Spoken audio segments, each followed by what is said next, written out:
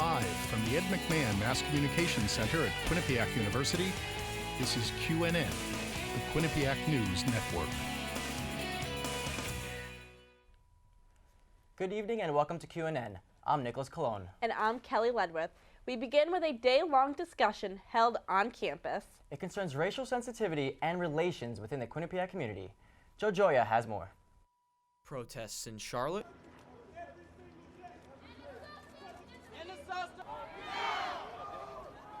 National anthem protests on the greatest stage of the NFL.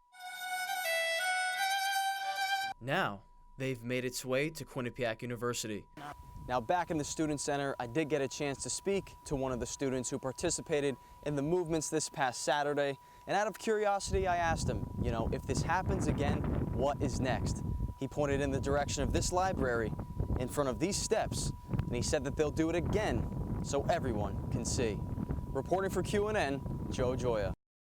Shortly after the protest, Quinnipiac announced it's hosting its annual Diversity and Inclusion Week for the 9th consecutive year. Across campus, many students have attended various speakers and events promoting community acceptance and racial awareness. It will continue through Friday with a photo campaign and discussion beginning at 11 a.m. in the Student Center. Over the weekend, a 24-year-old Hamden man died after leaving the bar Andales. Lorenzo Cuccinello fell and hit his head outside in the parking lot and was unconscious upon a police arrival. He was immediately transported to Yale New Haven Hospital with life-threatening injuries. Since the accident, the bar has been renamed to Roberto's, and a GoFundMe page has been created to support the family and raise money for funeral expenses. Quinnipiac's medical school held a blood drive on Tuesday at the school's North Haven campus. Members of the Quinnipiac community as well as local residents were invited to support the event. All donors received free tickets to the haunted graveyard at Lake Compounds as a thank you for their selfless act. The Quinnipiac University Tech Center has recently transitioned the email server from Outlook to Office 365.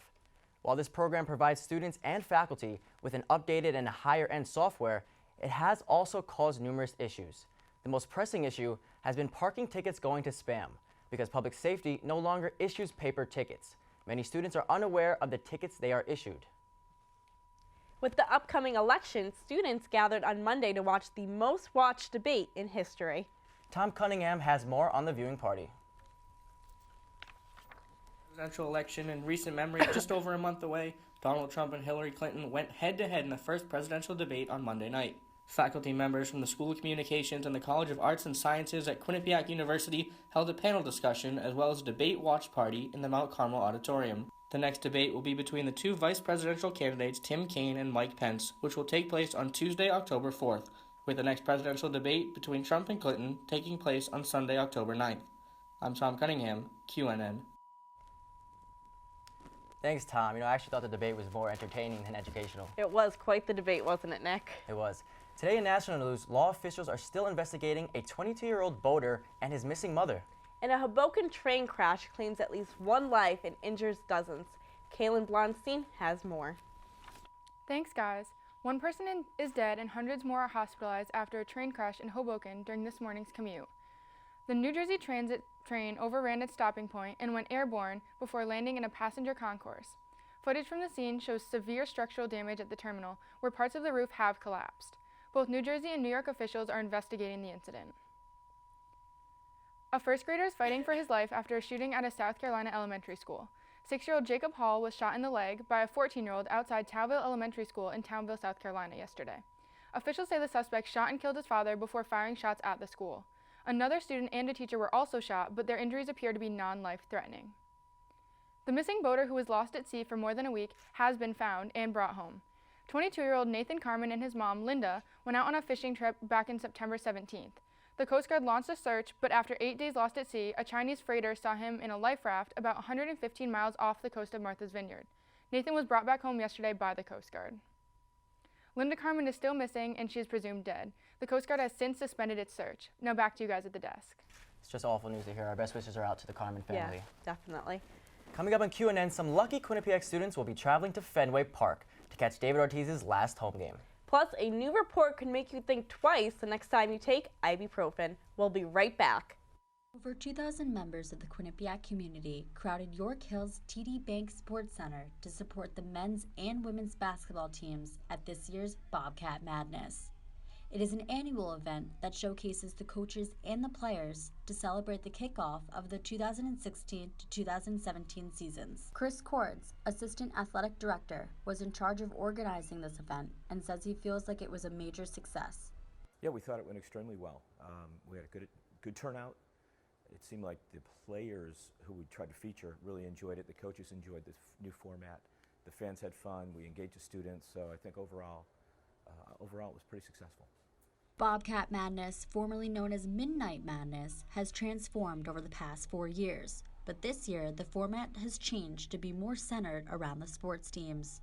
And we just sort of reshifted the focus back to basketball this year, making the players and the coaches the center of the event. There are several dance teams here at Quinnipiac, and all performances were cut down significantly this year. Some student performers are not pleased with the changes. So this is my third year on the kickline team, and it was just really upsetting that we only got a minute to dance. We were used to dancing 3 minutes, and it's our only time to really showcase what we have and what we can do to the whole school. Other students feel the changes were more positive to the event and made it more fun. I've gone to Bobcat Madness the last 3 years, but this year it was extremely exciting because I got to meet the players and get to see who the coaches were. Bobcat Madness was a huge success. The men's and women's basketball teams kick off their season November 11th and 12th. I'm Kristen Freed, QNN News. Carolyn Nielsen has taught grades 2 through 6 for the past 18 years, but she admits she has faced teacher burnout. Yes, I have experienced teacher burnout, and it's frustrating because then you just saw me do a lesson when you see the kids and they're not burnt out, they're still excited. And she is not the only teacher who has felt teacher burnout. A study from the Scholar Strategy Network shows 1 out of 3 teachers who rated their workload as unmanageable left their school. Nielsen says things constantly pop up during her day, which makes it harder to be an effective teacher. If there's a fire drill, if a kid, has an accident, if a kid all of a sudden, isn't worried about that lesson, but all of a sudden is like, oh, well, my mom's in the hospital. Loretta Dowling, principal of Clintonville Elementary, says she empathizes with her teachers by giving them a sufficient support system. We have social worker, psychologist, school nurse. All those people can step in and assist. Principal Dowling says she does the best she can to help reduce the pressures, but when it comes to fire drills, there is no way around it. I am responsible for that. That is part of my pressure and stress on teachers, and that's a part of the world in which we live in today. We have to have those drills. Nielsen suggests ways to help prevent teacher burnout. There should be more planning time provided to teachers. There should be better realistic expectations. And higher up administration should reach out more to their teachers. I'm Kristen Freed, Quinnipiac News. The newest email update and unreliable Wi-Fi connection are spreading frustration around campus. Quinnipiac's agreements with Microsoft provides an updated version of the Outlook email system, but many students are experiencing difficulties with the new software. The growing student population is a big factor to these issues and are looking to be fixed.